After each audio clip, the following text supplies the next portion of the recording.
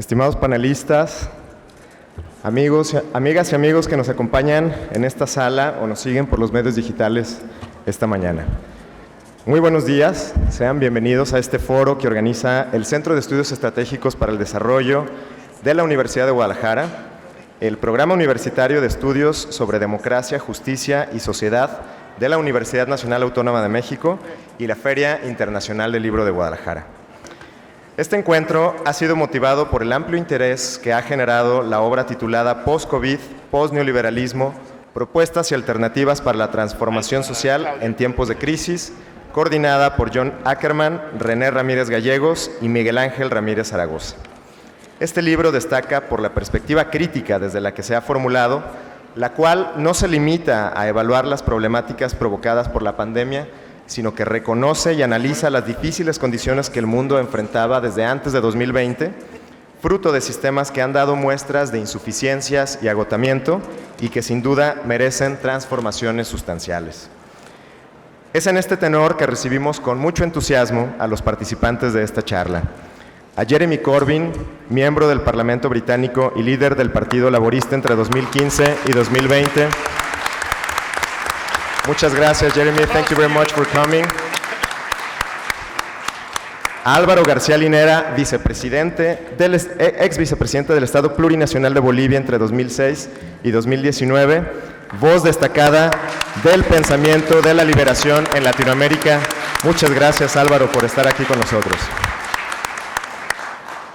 También saludo la presencia de Guadalupe Valencia García, investigadora y docente y actual directora de la Coordinación de Humanidades de la Universidad Nacional Autónoma de México.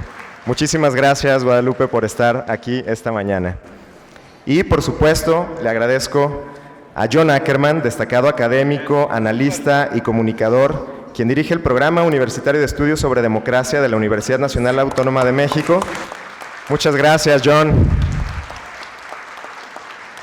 Te felicito, John. Te agradezco por la coordinación de este foro que ha sido conjunta. Te felicito por la coordinación de esta obra que ha motivado esta charla. Te agradezco afectuosamente por tu voluntad y tus esfuerzos para celebrar este encuentro. Y aprovecho la ocasión para comentar que pues muy entusiasmados porque además tenemos la voluntad de hacer este encuentro que se repita de manera anual en lo sucesivo. Vamos a esforzarnos para que así sea. Muchas gracias, John. Sin más preámbulo, porque venimos a escucharlos a ellos, cedo la palabra a la moderadora de este diálogo, Guadalupe Valencia García. Muchas gracias y bienvenidos. Muy buenos días a todas, todos. Un gusto estar aquí después de 2 años en donde no se pudo celebrar esta maravillosa Feria Internacional del Libro, la FIL de Guadalajara.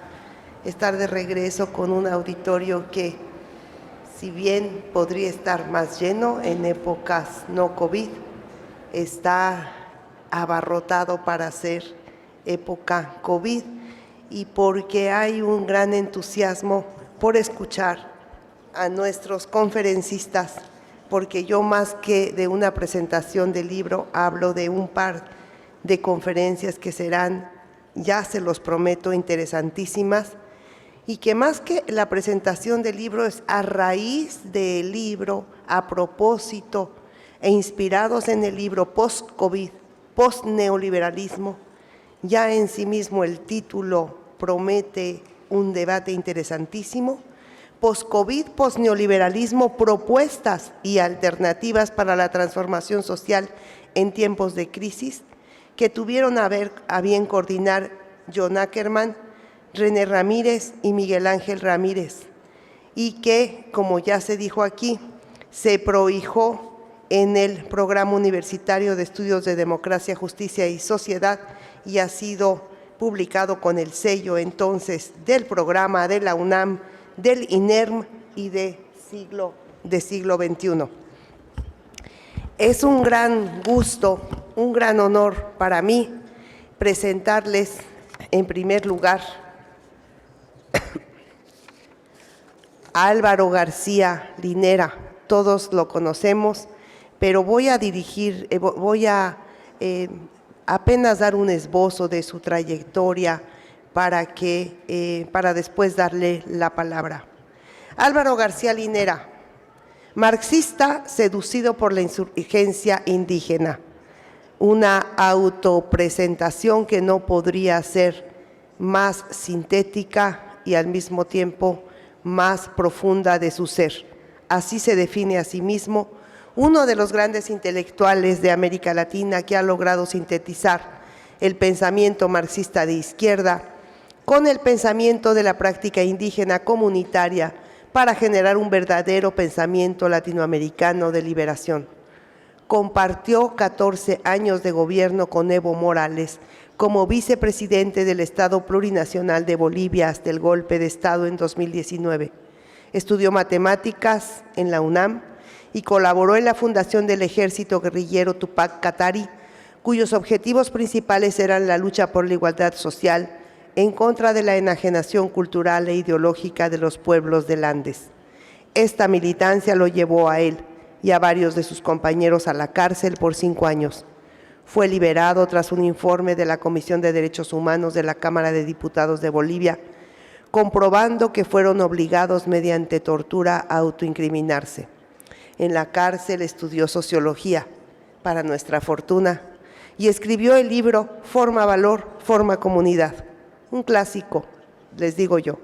Fue el principal ideólogo de la Constitución Política del Estado Plurinacional de Bolivia e impulsor de la revolución ideológica para dar cabida al pensamiento indígena en la vida social, económica y política de su país. Bienvenido, Álvaro García Linera, a Guadalajara, bienvenido a México. Este es también tu país. Te doy la palabra. Muchas gracias.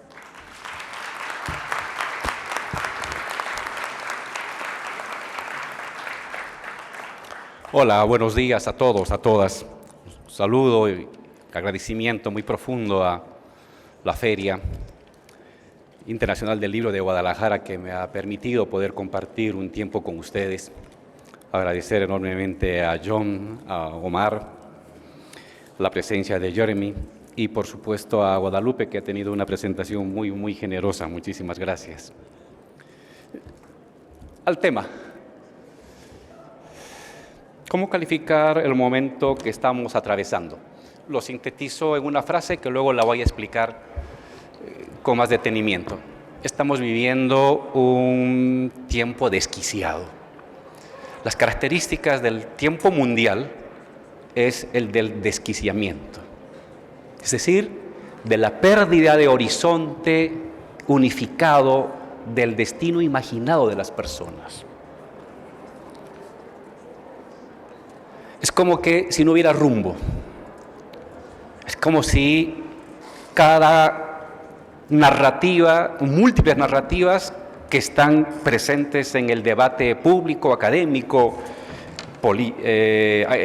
y político, se confrontaran y ninguna coincidiera para alumbrar un destino más o menos compartido. Y esto viene a la luz de que el viejo relato neoliberal que predominó en el mundo durante 40 años, tanto en clases altas como en clases medias, como en clases populares, se ha resquebrajado. No es que ha desaparecido, solamente que se siente cansado. Hemos entrado al tiempo del crepúsculo del relato neoliberal. ¿Cuál era este relato? ¿Qué organizaba el relato neoliberal durante 40 años después de que Margaret Thatcher y Reagan entraron al gobierno? Comprimir el Estado mínimo, libre mercado, tratados de libre comercio para dar paso a la producción más eficiente de los grandes países, globalización y la lógica del emprendedurismo. Todos somos, entre comillas, potenciales emprendedores que en base a la libre iniciativa podemos salir adelante. Este es el relato que organizó el debate académico, el debate político, la forma de gobierno, las instituciones planetarias durante 40 años. Pues este relato comienza a mostrar dificultades, comienza a debilitarse, comienza a trastabillar. ¿Qué ha pasado? Inglaterra se sale de la Unión Europea. No que estábamos construyendo un mundo globalizado sin fronteras, pues aparece ahí un país que dice, pongo mis límites, me preocupo de mí mismo y el resto me vale. Aparece Trump, que dice América primero. Luego aparece Biden, que dice compre americano. La lógica de somos una fábrica planetaria comienza a resquebrajarse. Los países, algunos, comienzan a colocar sus fronteras. Estados Unidos ha lanzado una guerra comercial contra México, contra Canadá, contra Alemania, contra China fundamentalmente, para plantearse que hay que potenciar mercado interno. Ese tipo de discursos no había hace 10 años, no había hace 5 años, no había hace 20 años. Había la idea de que éramos una aldea global sin fronteras. Pues no. Hoy otra vez las fronteras comienzan a redibujarse, a fortalecerse. Proteccionismo frente a China, debilitamiento del comercio, del crecimiento del comercio respecto al crecimiento del Producto Interno Bruto. Durante casi 25 años el comercio anual crecía el doble, a veces un poco más, a veces un poco menos, del Producto Interno Bruto mundial. Desde el año 2014-15 el comercio mundial crece a la misma velocidad que el Producto Interno Bruto mundial y a veces un poco menos. Políticas de déficit fiscal. En economía se han puesto de moda ahora, a partir de lo que está pasando en Estados Unidos, la nueva teoría monetaria. ¿Qué te dice la nueva teoría monetaria? Imprime billetes y entrega a la gente. No te preocupes del déficit fiscal. Hasta hace 2 años, la regla de oro del Banco Mundial, del Fondo Monetario Internacional, era déficit fiscal cero. Y quien se sale de esa regla, castigo, sanción. Pues no, ahora imprime billetes. Pon la maquinita del Banco Central a imprimir billetes para repartir a la gente. No porque sean muy generosos, sino porque esa es la manera que están encontrando para paliar la crisis económica que ha explotado en todas partes del mundo. Estado interventor. Se suponía que el libre mercado y el mercado resolvía todo. Pues bien, ¿por qué el mercado no resolvió el tema de la pandemia? Bajo la lógica de mercado, se hubieran muerto los pobres y solamente hubieran sobrevivido quienes tenían dinero para pagar una clínica privada. Esa es la lógica de mercado, que no prevaleció. Por miedo a la protesta, por miedo a perder a sus trabajadores, pero no, a partir del año 2020, en el mundo entero, es el Estado el que organiza las vacunas, la protección, la que establece el semáforo rojo, el semáforo amarillo, será semáforo verde para las actividades laborales, académicas y sociales. Es decir, todo lo que nos dijeron hace 20 años se está haciendo hoy. Y todo lo que no nos dijeron que no había que hacer hace 20 años se está haciendo hoy. Es una mezcla. Libre mercado con proteccionismo. Apertura de fronteras con déficit fiscal. Fortalecimiento del Estado con fortalecimiento del sector privado. Y entonces, ¿cuál es el norte? ¿Cuál es el norte planetario? ¿Libre mercado? Pues les va mal. ¿Proteccionismo? Pero no que eso va en contra de las reglas de la economía y del mercado. Es un momento complicado. A eso llamo yo el momento del tiempo desquiciado. Es un tiempo desquiciado.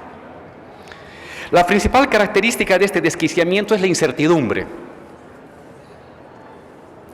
¿Alguien puede planificar los siguientes 20 años con cierta certeza? Hay la incertidumbre cotidiana. ¿Qué me pasará saliendo de este salón? ¿Encontraré un libro que me gusta o no? ¿Iré a tomar café o no? Son las incertidumbres tácticas. Pero lo grave del tiempo actual es la incertidumbre estratégica. ¿Habrá una nueva ola? ¿La vacuna servirá? ¿No servirá? ¿Nos volveremos a encerrar? ¿Me moriré? ¿Tendré trabajo? No se trata de una incertidumbre solamente a nivel de élites políticas, sino de una incertidumbre social, colectiva. Esta es una de las características del tiempo desquiciado, la incertidumbre estratégica como humor colectivo, como sentimiento colectivo. He preferido llamar a eso en términos más filosóficos, tiempo suspendido. Es como un tiempo congelado. Las cosas suceden alocadamente cada día, pero no podemos ordenar las cosas, eslabonarlas dirigidas a un fin. Y cuando no podemos eslabonar en la vida familiar, en la vida personal, en la vida colectiva, en la vida nacional, eslabonar acontecimientos dirigidos a un fin, a una meta, el libre comercio, la globalización, el empleo, el tener tu casa, cuando no puedes hacer eso, entras en un tiempo suspendido.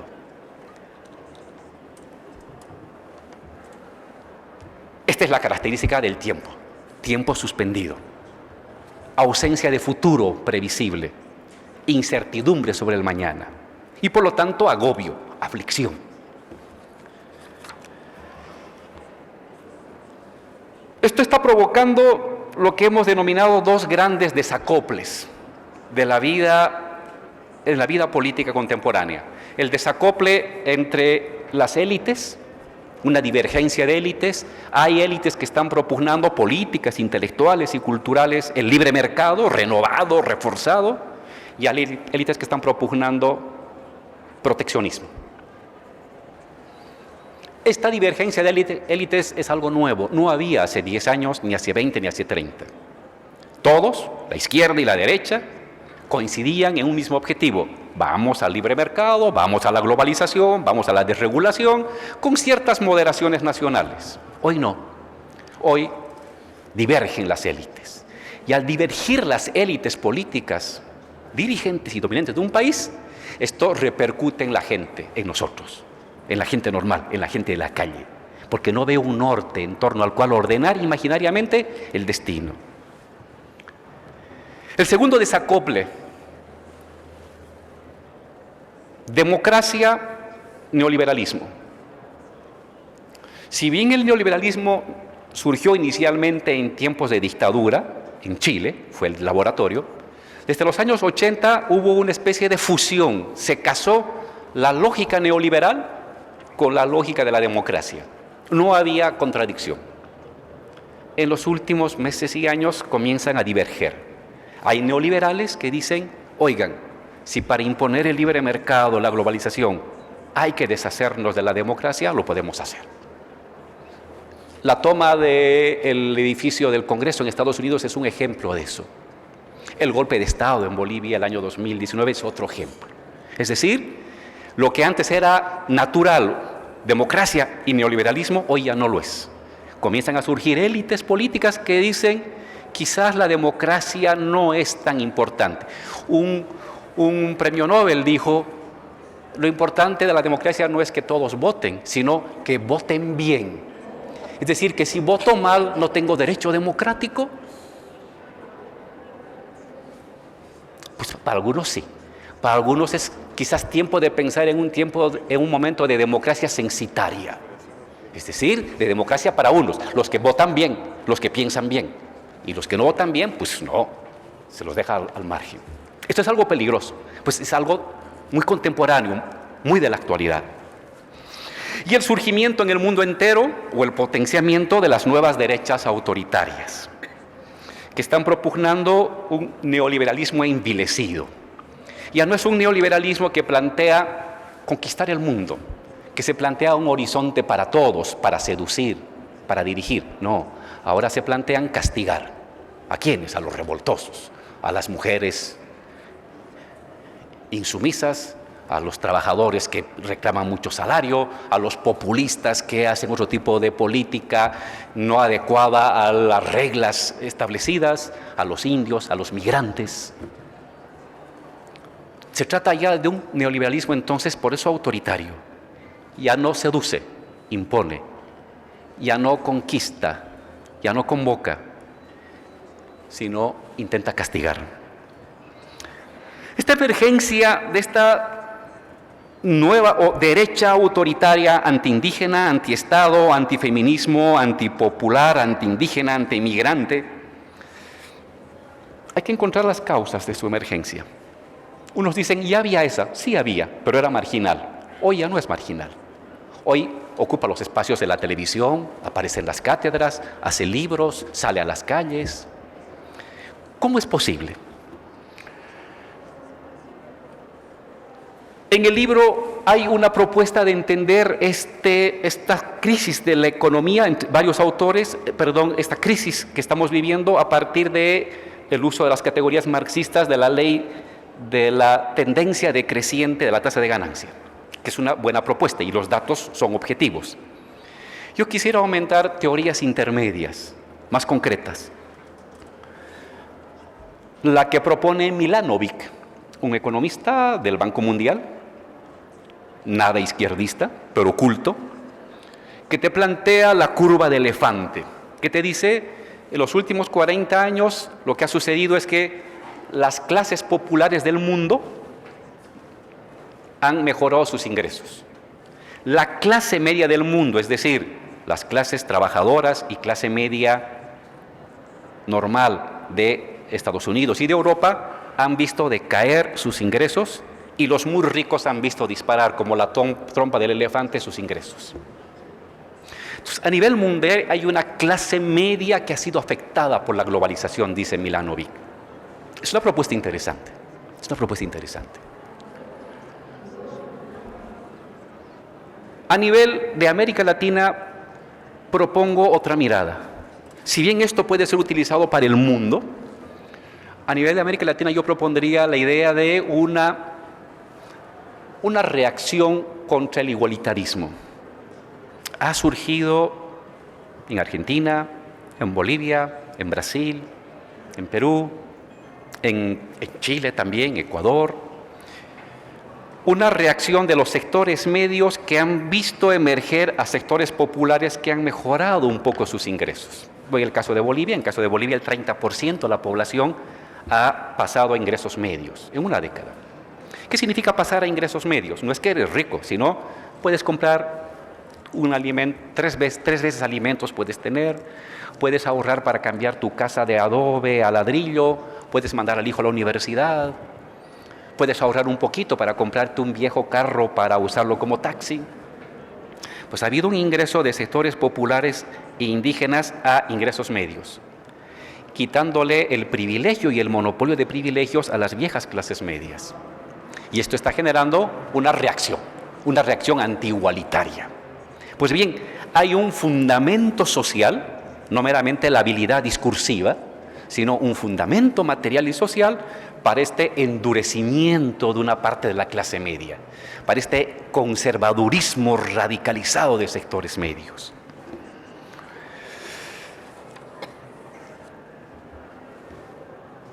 Un tiempo desquiciado, un tiempo suspendido, un tiempo liminal, usando una categoría de los antropólogos, habla de un tiempo en el que sabes lo que ya está envejecido, lo que está entrando en ocaso, pero no tienes la menor idea de lo que viene. Tiempo liminal, estás en un pórtico, no sabes lo que viene, el precipicio, un camino, no tienes la menor idea. Y esto provoca, en principio, estupor, el estupor colectivo, cierta parálisis cognitiva. Es el primer momento del tiempo liminal. Un segundo momento del tiempo liminal es la apertura cognitiva. Es decir, posibilidad de revocar viejas creencias. Desesperación por buscar un horizonte predictivo, familiar, colectivo, nacional, planetario. Un horizonte predictivo. El viejo horizonte predictivo comienza a fallar, ya no tiene gasolina, y el nuevo horizonte aún no emerge, pero comenzamos a buscarlo. Eso se va a dar, porque la gente no puede vivir indefinidamente en incertidumbre.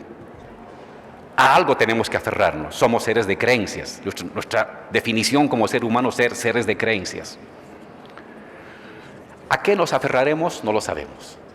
Pero al estupor en el que vivimos hoy y a la inminente emergencia en la siguiente década de una apertura cognitiva a nuevas creencias, de hecho América Latina ha sido la que ha dado el primer paso en esta apertura cognitiva social, pero contradictoria, con idas y venidas, va a definirse el nuevo horizonte de época. Esto plantea varias cosas para la vida política cotidiana, nacional. vamos a vivir tiempos muy inciertos, con victorias populares temporales y derrotas populares temporales. No va a haber un nuevo ciclo de 15, 20 años. Lo que van a tener es microciclos. Se avanza, se pierde, se retrocede, se vuelve a ganar, se vuelve a perder. En Argentina, ciclo nacional popular, entra gobierno neoliberal, nuevo ciclo popular y no sabemos qué vendrá después. Y lo mismo en Bolivia. El continente y creo que el mundo va a vivir esta etapa de victorias cortas, derrotas cortas, tanto de fuerzas conservadoras como de fuerzas progresistas. ¿Qué se puede hacer?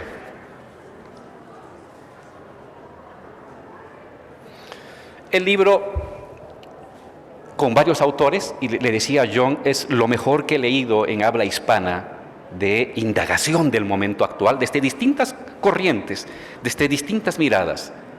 También hay, desde distintas miradas, propuestas de cómo superar estos momentos de crisis médica, de crisis ambiental, de crisis económica, de crisis política, de crisis cognitiva.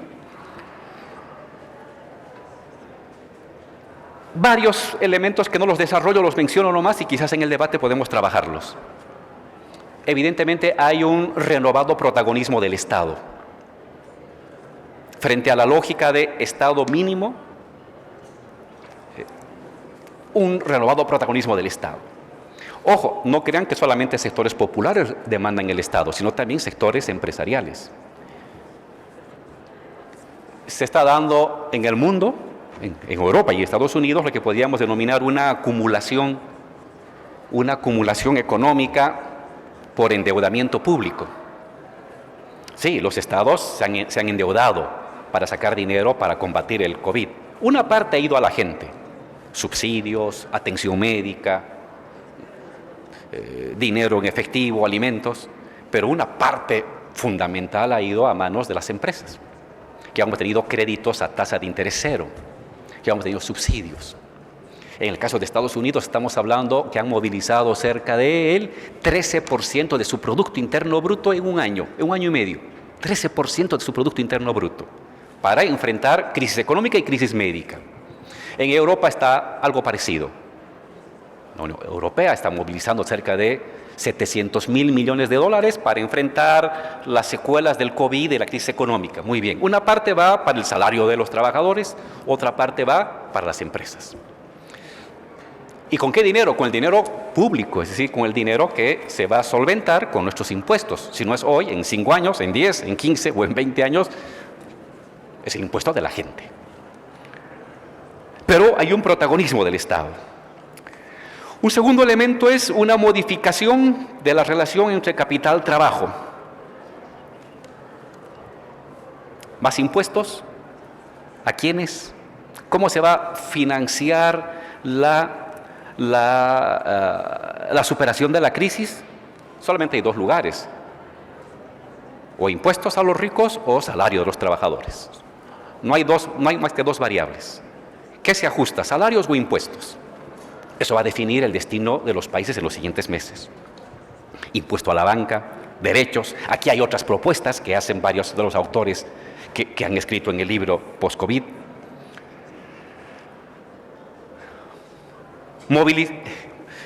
Patrón de producción y acumulación, reconversión energética, articulación regional, articulación nacional, subsidio a las pymes, en fin. El libro hace un buen balance desde distintos ángulos de distintas propuestas para movilizar recursos, medios y unificación colectiva para superar esta crisis. Y con esto quiero cerrar. Cualquiera sea la solución, esta va a depender de qué hace la sociedad. Si tenemos propuestas en las que la sociedad se mantiene pasiva y solamente se apuesta a una iniciativa del Estado, de los gobiernos, lo más probable es de que los gobiernos se inclinen hacia el lado del capital. Pero si a la decisión gubernamental imprescindible se acompaña acción colectiva en la siguiente década, es probable, altamente probable, que la correlación de fuerzas les sea favorable a los sectores que más necesitan: el trabajador, el comerciante, el campesino, el estudiante, el ama de casa, el transportista. Esta es una década entonces en la que considero que no va a ser estable. La década va a estar caracterizada por turbulencias sociales en el mundo entero, en el continente, y depende de lo que hagamos nosotros para que esto no nos aplaste y al contrario nos permita mejorar nuestras condiciones de vida. Muchísimas gracias y les recomiendo que lean.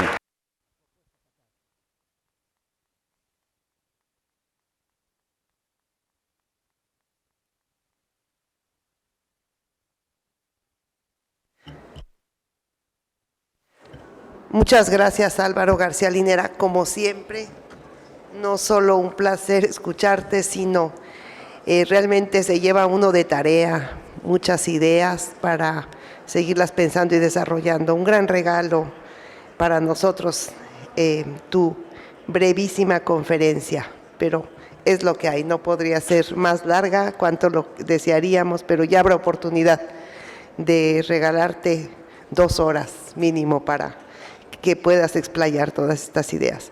Y me da un gran gusto presentar también a Jeremy Corbyn.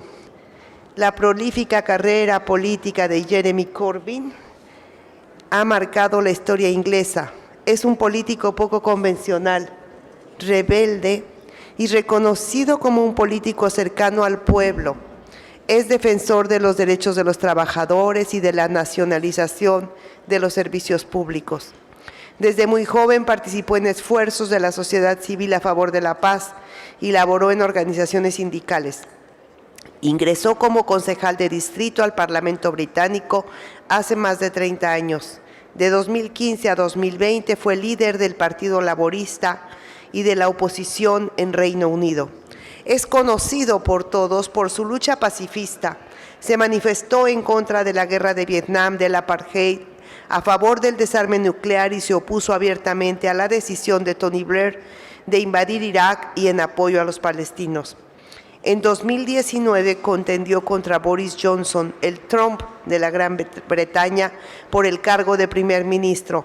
Actualmente es miembro de la Cámara de los Comunes por Islington North.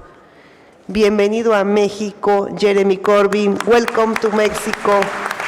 Welcome, Jara, Jeremy.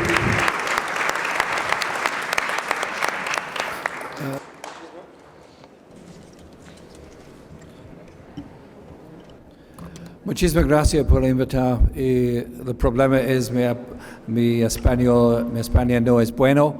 Me hablaba mi discurso en inglés, por favor. Okay? Gracias. It's a great honor to be invited here today to the Guadalajara Book Fair.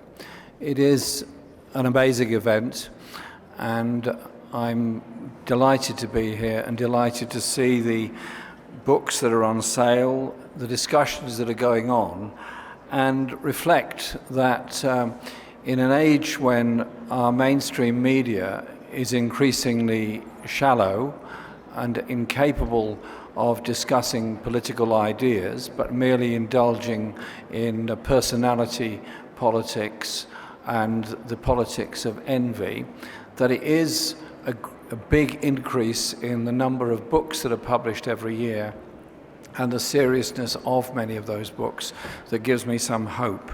I think it is very important that we discuss the power of mainstream media and the small number of global corporations that control everything we know and everything we see, both in print media, television, and crucially through the use of algorithms in social media.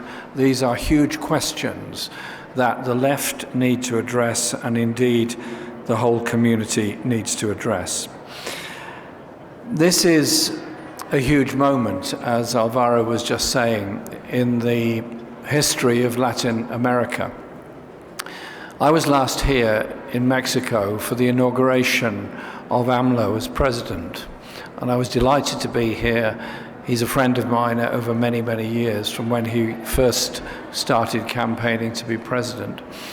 And it was a day of amazing hope. partly because of the numbers of people that were present, but also the fact that he was welcomed as president by the indigenous peoples of Mexico. As far as I'm aware, that had never happened before on any previous president. And it is this whole debate about the direction in which Latin America goes at the present time that is so important. The book that John is going to speak about in a moment is linking the issues of COVID and neoliberalism together, which is good because they do need to be linked together. And it is a superb work, collaboratively done by a large number of writers and intellectuals all across Latin America. This pandemic, the COVID pandemic, was first identified almost exactly 2 years ago by the World Health Organization. Many governments around the world, particularly the then administration in the United States, took no notice at all of the cry of the Director General of the World Health Organization for governments to take this seriously. Indeed, Donald Trump decided it was a good time to blame the Chinese for just about everything, including this virus that had appeared. That delay cost a lot of lives.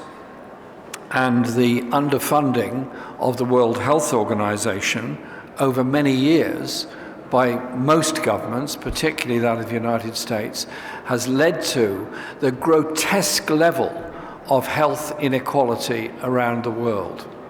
It is grotesque that a relatively small proportion of the world's population can, when they feel ill, go and see a doctor. If they have an accident, can go to hospital. And in a small number of countries, my own, I'm pleased to say, it is totally free and it is seen as a human right. For most people in the world, healthcare is a dream. There is no doctor, there is no dentist, there is no hospital. There is nothing other than their own common sense to try and get well. And then you look at the death rates and effects of the coronavirus. Yes, it is a virus, therefore anyone can be affected by it. But if you are well fed and you have good health and you have somewhere secure to live, you could still be affected, but you're less likely to die from it than if you're a poor person living in poor quality housing, not eating properly, and your children not eating properly either. The highest death rate amongst any community around the world is amongst indigenous peoples, not amongst the wealthiest people around the world. So when all the story is written up about the pandemic, it will be seen as an act of the grossest betrayal by the richest countries in the world and the richest people in the world against the majority of the population, and particularly amongst the very poorest people in the poorest places of the world. And whilst all of us have contributed through our taxation to help develop a vaccine, and vaccines have indeed been developed, and I'm not criticizing the scientists or those that have developed the vaccines, the patents for those vaccines are owned by a very small number of very large pharmaceutical companies who've gained support from governments in order to research the vaccine and then held on to the patent for it, making it completely unaffordable for the poorest people and the poorest countries and the poorest governments. If the patents were lifted and handed over, as they should be, to the World Health Organization, Mexico could be making vaccines tomorrow. Every country in the world that has any kind of pharmaceutical industry could be making those vaccines tomorrow. It is an act of betrayal amongst the very poorest people. And so you then have to look at the effects on people. Those that are in work where it's not safe to go to work because of the virus are encouraged to work at home. Good. If you have a job that you can work from home doing, if you're using a computer and that is your main work. However, if your job is an electrician or a road sweeper or a farm worker, you can't work from home. You have to go out to work. Therefore, there is a danger increased as a result of that. And so the effects, again, are not even or fair. And most people have lost wages as a result of this. In countries where there's been a furlough scheme developed, such as mine, the wages have gone down by a fifth to 80% of normal wages.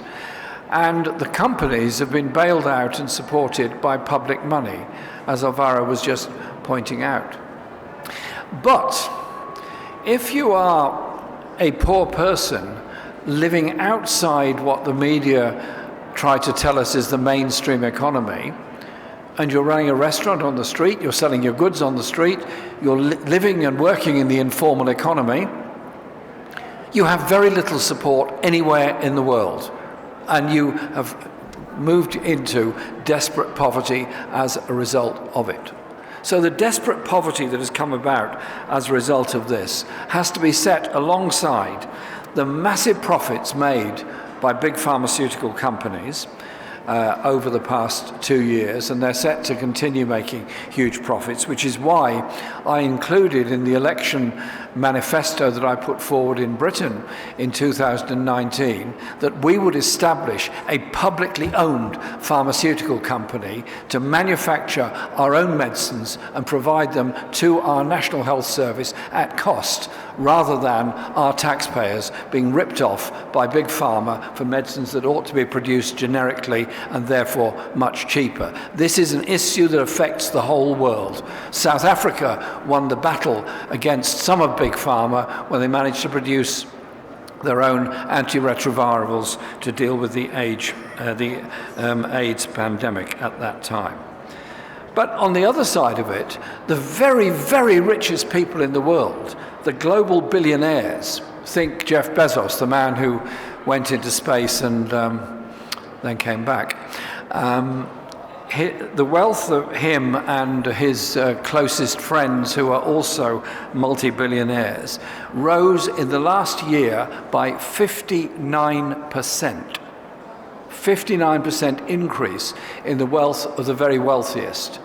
And Amazon workers are on poor pay and poor conditions, and he opposes their right to join a trade union, their right to organize to improve their lives and conditions.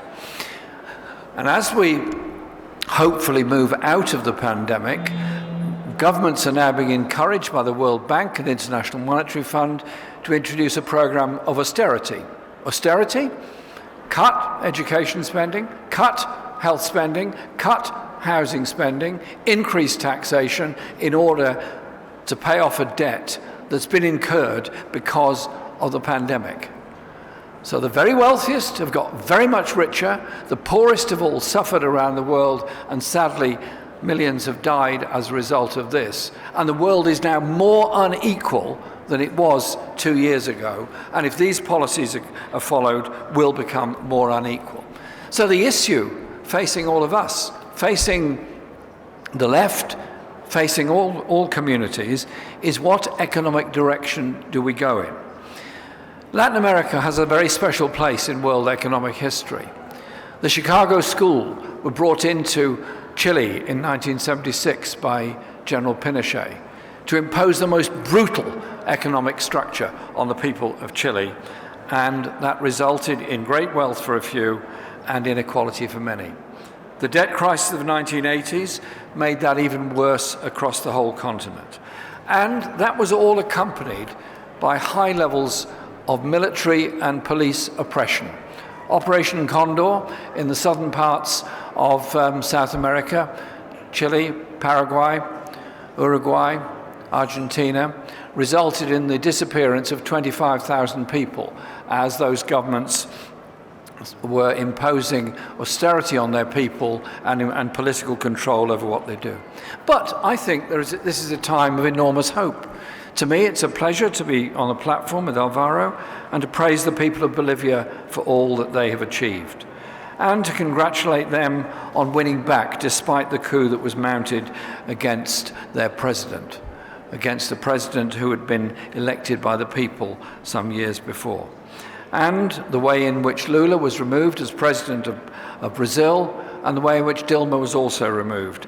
I think the Brazilian people must use their chance to give them a comeuppance and elect Lula once again to the presidency. And in a few weeks' time, the people of Chile will have a decision to make whether they elect a president who walks in the path of General Pinochet or somebody who goes in the path of those that have wanted to bring about peace and justice for that country. And we welcome the election of João Castro as president of Honduras this week. But neoliberalism has a very clever political appeal because it claims to be freeing up the individual. The idea that neoliberal economics, which in fact empowers global corporations at the expense of small and medium businesses, at the expense of those that want to pursue their own small enterprise, is seen as somehow or other a protection of individual rights. It's actually nothing of the kind. So it's important that we recognize the major issues facing our world: global poverty, inequality, pollution and environmental destruction, and the global stress of new trade wars. Cannot be solved by neoliberal economics and cannot be solved by global corporations. COP26 in Scotland, in Glasgow, last month, I was there at it, and the result was beyond disappointing. We could have gone to net zero emissions by at the very latest 2050 or even 2030. But we're not going to get anywhere near that whilst we continue burning fossil fuels where we could be using something else, while we continue destroying the biodiversity of our planet, while we continue throwing plastic in rivers and the sea, and then ultimately polluting our own existence and our own lives. So there has to be a change in attitude towards environment. But again, it's free market economics and the ever-increasing consumption levels in order to meet those demands that have brought about the environmental crisis in the first place. We can only deal with the environmental crisis we all face if we invest our brilliance, our ingenuity, and our technology in sustainable economics, in sustainable agriculture, and sustainable living. You can't do that if everything is predicated on profit being made by big corporations. It can only be done by common collective action and government interventions in the economy to bring about a sustainable future for us all. To be pro-environmentalist is not to be anti-technology or anti-science. It's the very opposite. It is to use technology and science in order to support and protect our planet. Bernie Sanders once said, when asked about the United States and the cost of his program on healthcare and education and other things, and he said, America is a great country. America can afford anything. America can do anything. Except it cannot afford the inequality and the greed of the very richest. So surely it's up to the left to point out, as we do, that to conquer hunger and poverty, you have to move in a different direction. You have to move in a more collective direction. The pandemic has shown us that collectively we can solve problems, individually we can't. But then there is also the question of peace and justice around the world. As of the moment, there are 70 million people in the world who are refugees. They've come from war, they've come from famine, they've come from environmental disaster, they've come from human rights abuse. They're all people trying to survive. And when my government in Britain threatens to take criminal action against anyone who saves the life of a refugee in the seas off our coast, and successive governments in Europe do the same for desperate people looking for somewhere to live, we've got to change course. We've got to look at why people flee from their own communities in the first place and recognize that those 70 million people could all make a great contribution to our world, given the chance. but living in refugee camps is not a chance. They have to be given support. But I have to say, across America, North America, and Europe, there is a growth of racism against refugees and vile racism, anti-Semitism, Islamophobia, anti-black racism. All kinds of racism have grown and fed by the insecurity and fears of people. And so it is up to us to have that sense of global solidarity and an education system that teaches us that every part of this planet has made a contribution to our collective knowledge, and no one country can achieve it all on its own. And so the points I want to put forward today in recognition of this wonderful work that's been produced are the lessons from the pandemic. There you are, and absolutely on cue, the book appears, see it there, that we have to change course and move in a direction of social justice, and that is essentially what socialism is about. As the chair in introducing me explained, I've spent a lot of my life opposing wars. And when I opposed the Iraq War in 2003, I said this war will create the terrorism of tomorrow, the refugee flows of tomorrow, and the wars of tomorrow. Stop. Don't do it. Support the United Nations. Work together for human rights and collective solutions. Sadly, that war went ahead, as did the war in Afghanistan. Billions and billions has been spent, tens of thousands have died, and the world is a more dangerous place as a result of it. Yet, when all the needs of the world are added up, for food, for education, for health, and for housing, most governments around the world, particularly the big five in the United Nations, are spending more on arms and more on making the world a much more dangerous place. And so there is much that we have to do. I just want to finish by saying this, that the ideas of a change of society, the ideas of a different way of looking at the world, come, yes, from economic analysis, which John and others are brilliant at putting forward, yes, from science and technology, but they also come from art and from imagination. So in finishing, if I may, Chair, I want to quote a poem written by a wonderful Chilean poet and singer and songwriter, Victor Jara, who died in 1973 in the stadium in Santiago, killed by the people that he was opposing. Victor Jara, all he had was his voice and his guitar. And he wrote this poem in 1970 at the time of great hope when Salvador Allende had been elected president. So I'll read it, and I'll do my best to read it in Spanish because translations of poetry don't often work. Caminando, caminando, voy buscando libertad. Oye, encuentre camino para seguir caminando. Es difícil encontrar en la sombra claridad cuando el sol que nos alumbra descolora la verdad. Cuánto tiempo estoy legando, desde cuando me habrá ido. Cuánto tiempo caminando, desde cuando caminando. Victor Jara, thank you very much.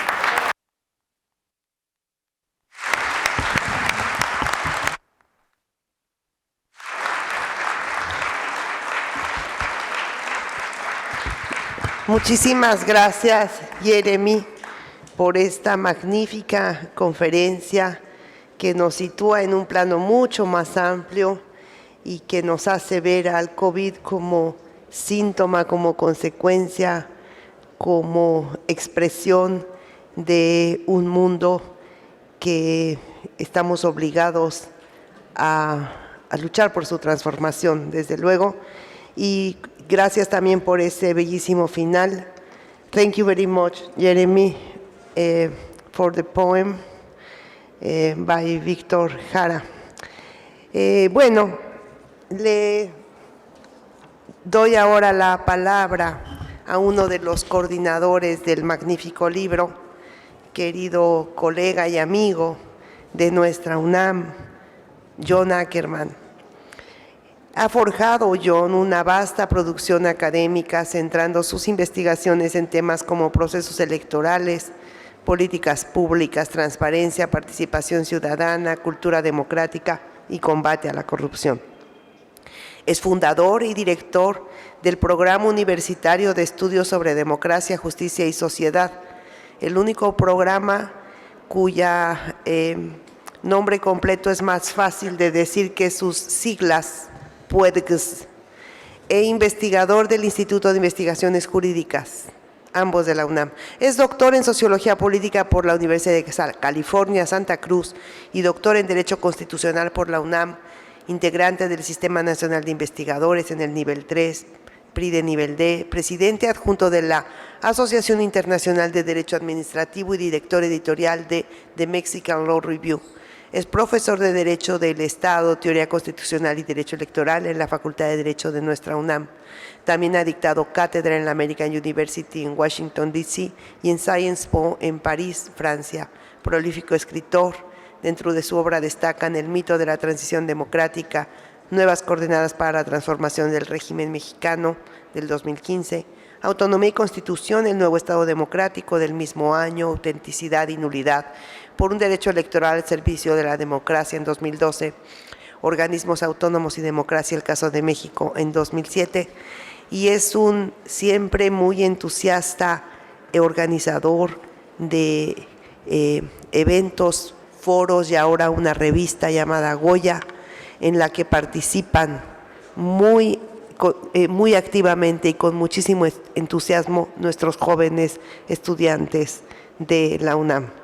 Te cedo la palabra, John, por favor. Muchas gracias, querida doctora Valencia.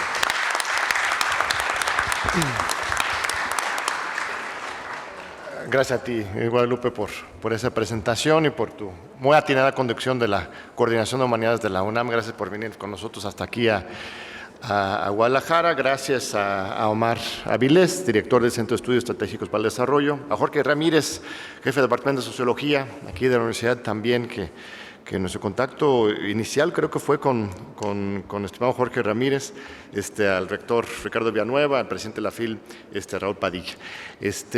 Primero agradecer también a nuestros coautores, a René Ramírez, a Miguel Ángel Ramírez Zaragoza. Es una obra colectiva de los tres y los autores son 20. La verdad es que es un concierto muy plural, muy dinámico de voces. Y es para nosotros, para los autores de este volumen, para todos de la UNAM y de la Universidad de Guadalajara, un lujo, un enorme honor recibir y compartir mesa con dos muy queridos amigos y que se han colocado como dos de las voces más importantes en la reconstrucción del ideal democrático, liberador, de izquierda en el mundo. Álvaro García Linera, Jeremy Corbyn, para mí son una verdadera inspiración. Es para mí una especie de utopía, de sueño, de compartir mesa con ustedes dos que han dado tanto por sus países correspondientes y siguen dando a esta lucha por la justicia mundial, que cada vez nuestras luchas tienen que ser articuladas internacionalmente, que ellos han venido desde La Paz y de Londres para estar aquí presencialmente en estos días tan difíciles de nuevas pandemias y nuevas variantes. Es un privilegio y un agradecimiento especial a sus esfuerzos. Muchas gracias a los dos de ustedes. Leeré algunas palabras, intentaré ser breve, se nos acaba el tiempo, no quiero cansarlos, pero a ver qué opinan. La pandemia del COVID-19 no solamente ha generado mayor desigualdad y exclusión social, también ha trastocado los fundamentos de la democracia. Estos casi 2 años de alejamiento físico han generado un daño quizás irreversible a nuestras subjetividades.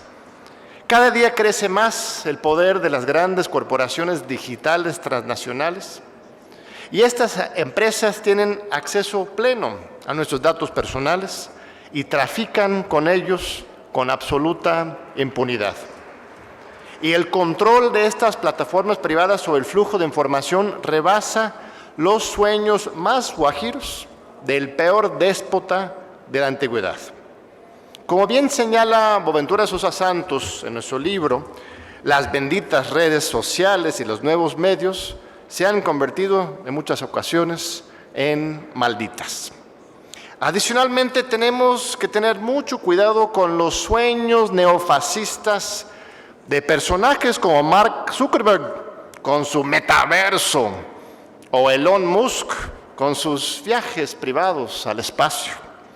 Su fantasía de usar la tecnología y la innovación privadas para liberar a la humanidad de todo límite físico o geográfico constituyen una auténtica amenaza a la verdadera libertad de autodeterminación humana. No existen atajos para alcanzar la utopía. Las complejidades de la convivencia humana no se pueden resolver por arte de magia. Esta apuesta por la magia es también lo que inspira el credo en la tecnociencia, la fantasía de que con más inversión en laboratorios, investigación científica, podremos simplemente desaparecer del mapa el problema del COVID y la salud pública en general. Hay varios capítulos sobre ese tema específico aquí en el libro.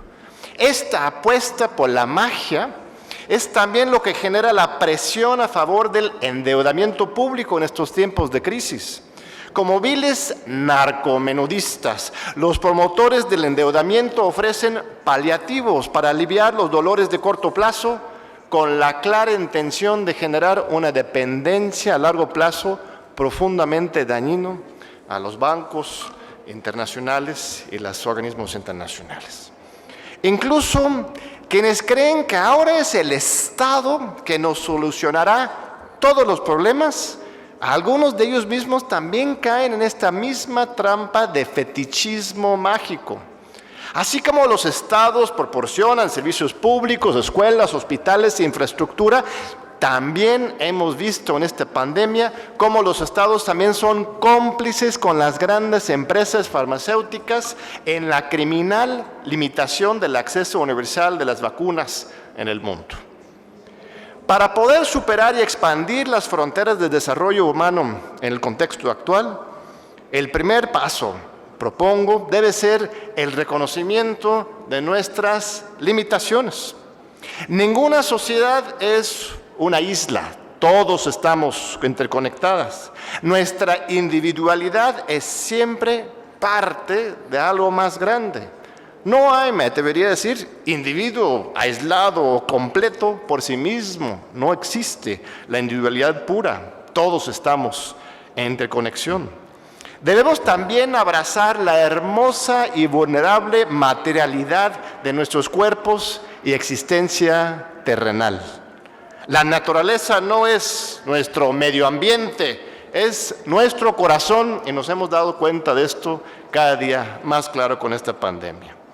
La tecnología, la inversión privada y la acción estatal pueden ser elementos útiles, pero la verdadera liberación solo se puede lograr a partir de la acción colectiva y la política democrática de masas.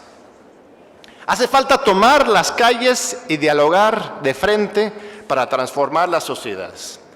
Como bien lo señala el mismo Álvaro García Linera en nuestro libro, en su excelente capítulo, retomando las lecciones de Ernesto Laclau y otros en la materia, hay que superar la lógica agregativa de individualismo abstracto que en realidad genera y se fundamenta en la desigualdad ciudadana, para, en cambio, construir el camino plebeyo de la lucha democrática a favor de la verdadera igualdad democrática. Bienvenida, por ejemplo, la concentración masiva este 1 de diciembre para celebrar los 3 años del primer gobierno democrático de la historia reciente de México. Y hacía falta abrazarnos y reconocernos en persona como parte de un gran movimiento social por la transformación de la República. Los riesgos reales en materia de salud pública quizás fueron menores a los riesgos en materia de salud política, consecuencia del eterno alargamiento de la sequía de movilización popular. El distanciamiento social causado por la pandemia ya estaba generando profundos estragos en el sistema político. Hasta el Instituto Nacional Electoral logró presentarse con todo cinismo como adalid de la democracia. Ahora bien, es cierto que el trance de la crisis del COVID también ha sensibilizado a la humanidad. La pandemia ha demostrado la importancia de trabajar de manera colectiva, a escala global, en favor de la resolución de los grandes problemas de la especie. La emergencia sanitaria también ha reivindicado el papel del Estado y de los servicios públicos de salud y de educación. En general, la experiencia de sufrir juntos el embate del COVID-19 nos ha hecho más sensibles y atentos a las necesidades y las vulnerabilidades de los demás. Sin embargo, la utopía de generar un mundo más solidario y generoso a partir de una revolución de las conciencias en la época post-COVID solo será posible si estos nuevos sentimientos tan nobles encuentren cauce por medio de una potente lucha política y social, colectiva y revolucionaria. Nos encontramos entonces en un momento propicio para replantear los grandes objetivos de la civilización moderna. Tal y como, perdón que te cite tanto a don Álvaro, pero es una inspiración para mí. Álvaro en su artículo este lunes en La Jornada, y lo repite hoy, dice de que en la actualidad estamos viviendo la experiencia subjetiva de un tiempo suspendido, carente de destino satisfactorio que agobia el espíritu social. Esta incertidumbre actual, muy bien relatado por Álvaro, constituye el perfecto caldo de cultivo para trazar nuevas rutas hacia la transformación social. Y en México tenemos todas las bases para poner el ejemplo en la materia, a partir de una revolución de las conciencias firmemente anclada en nuestra cultura política crítica milenaria, construida a lo largo de siglos de luchas sociales desde abajo y la izquierda. Pero para empezar, tenemos que reconocer que todo no ha sido miel sobre hojuelas en nuestra historia. Por ejemplo, sabemos que después de la masacre de Cholula, ahora que estamos conmemorando los 500 años, 3 años, 300 años, 200 años, como lo quieres medir, cuando las tropas al mando de Hernán Cortés asesinaron a sangre fría a miles de ciudadanos totalmente indefensos en un acto de terrorismo religioso en Cholula, posteriormente el conquistador reunió a los sacerdotes indígenas para obligarles a ofrecerle disculpas por supuestamente haber provocado su ira con conspiraciones en su contra. Así, las víctimas fueron convertidas en las responsables de su propia derrota. Un mecanismo similar operó durante la larga noche neoliberal. El saqueo, la corrupción, la violencia y los fraudes característicos del viejo régimen fueron explicados y justificados a la población como resultado de una serie de supuestas debilidades culturales del pueblo mexicano. La corrupción es un asunto cultural, decía Enrique Peña Nieto. Se matan entre ellos, justificaba Felipe Calderón. Octavio Paz fue uno de los principales promotores de este relato neoliberal.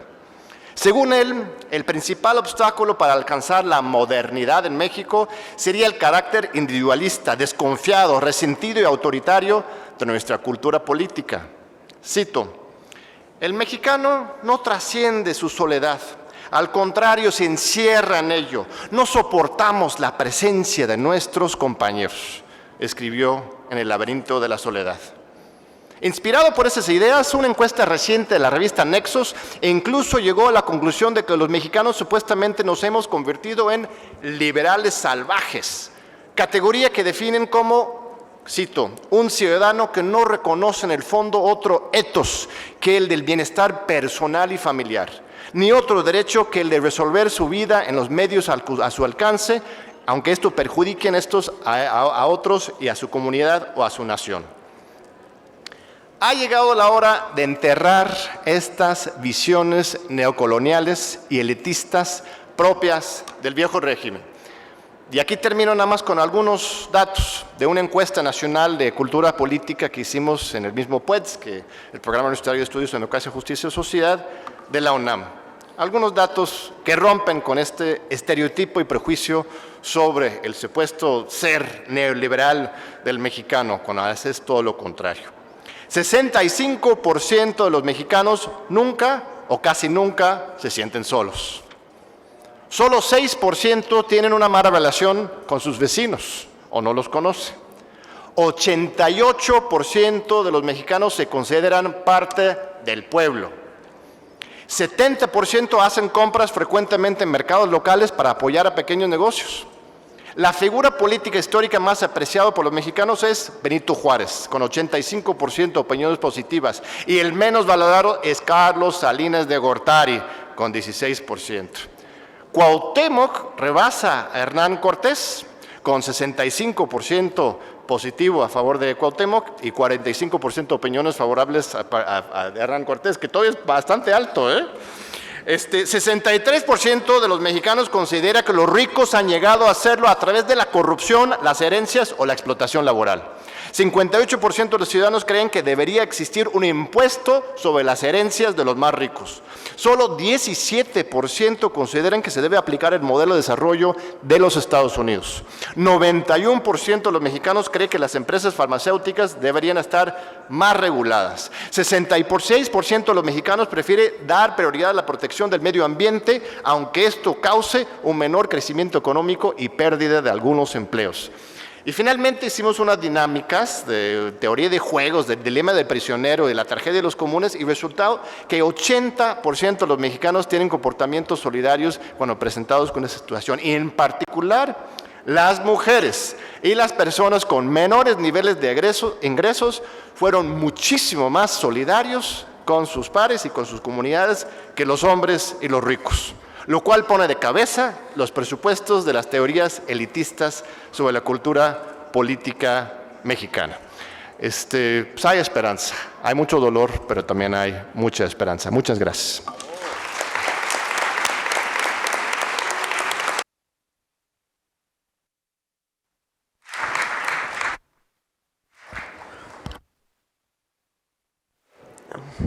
Muchas gracias.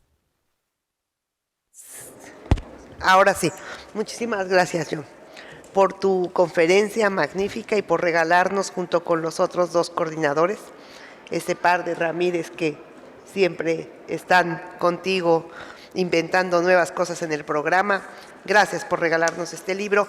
Y yo me voy a permitir cerrar con algunas muy breves palabras, si es que el tiempo nos da, si no me avisan, por favor, para decirles que desde mi punto de vista estamos ante un libro realmente interesante, un conjunto de textos que discuten nada más y nada menos que el porvenir o los futuros posibles de la humanidad.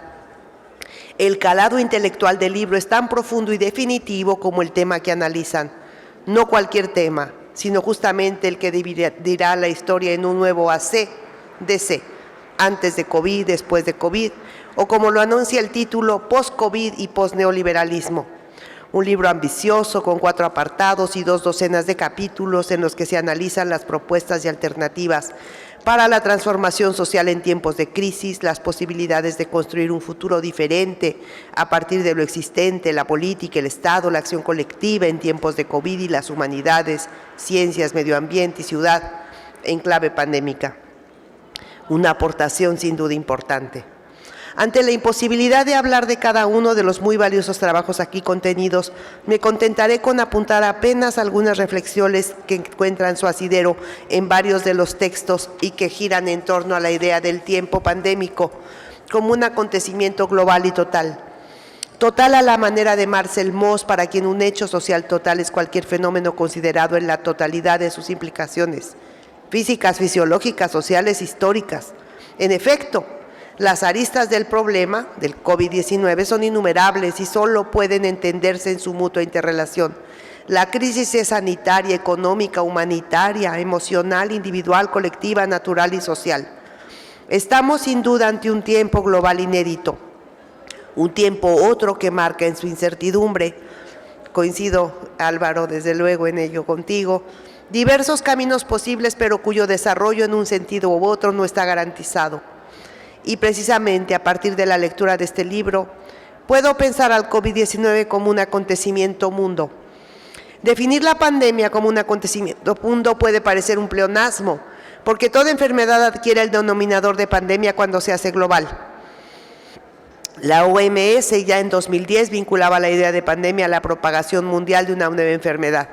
Sin embargo, por primera vez una enfermedad tiene en vilo al planeta todo, desde hace prácticamente 2 años, haciéndola vivir simultáneamente la condición pandémica, y esto es lo que la diferencia de otras pestes y pandemias que hemos conocido en la historia.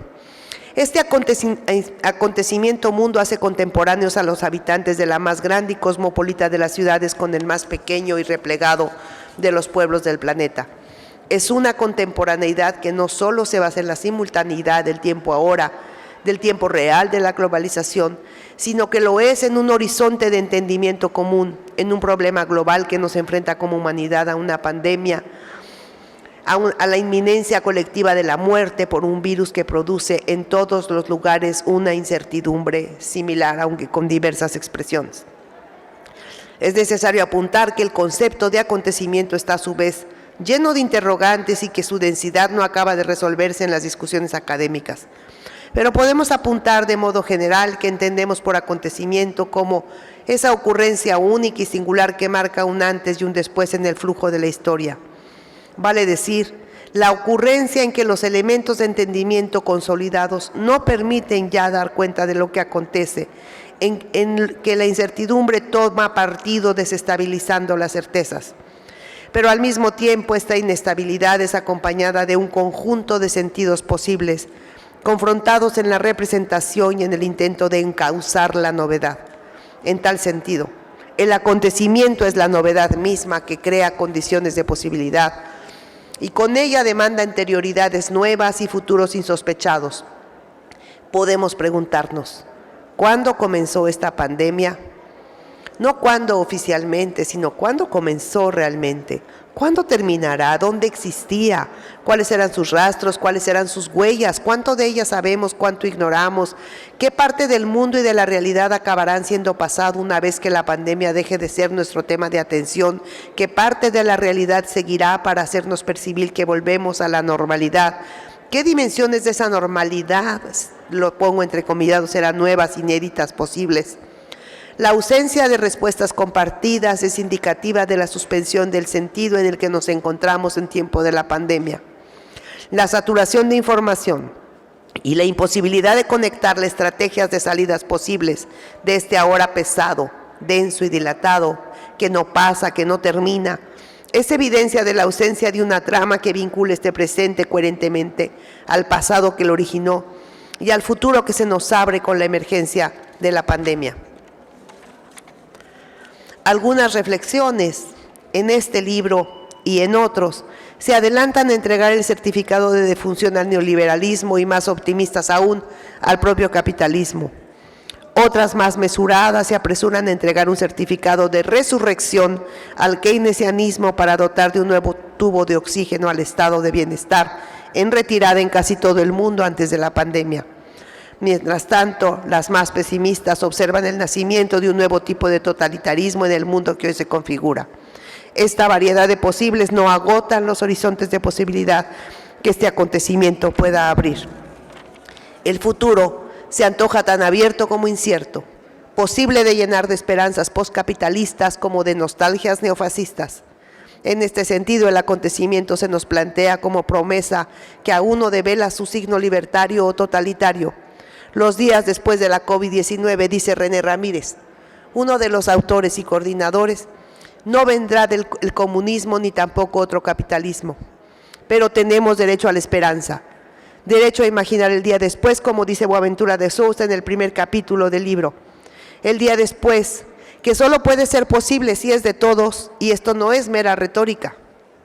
Nunca como antes la otredad se expresa en una situación en la cual nadie, absolutamente nadie se salva, nos salvamos solos, ni como individuos, grupos, sociedades, país o especie. Como bien señala Margarita Favela, otra de las autoras de este magnífico libro, en épocas de COVID, la salvación tiene que ser colectiva o no será. Solemos decir, de manera metafórica, que estamos en el mismo barco y que mantenerlo a flote es tarea de todos. Pero leí el otro día, de autor desconocido, una mejor definición, que decía, no estamos en el mismo barco, estamos en el mismo mar. Unos viajan en superpoderosas embarcaciones potentes, grandes, otros en lujosos yates. Otros reman en embarcaciones precarias y otros lo hacen nadando contracorriente en condiciones de enorme adversidad. Muchas gracias y muchas gracias.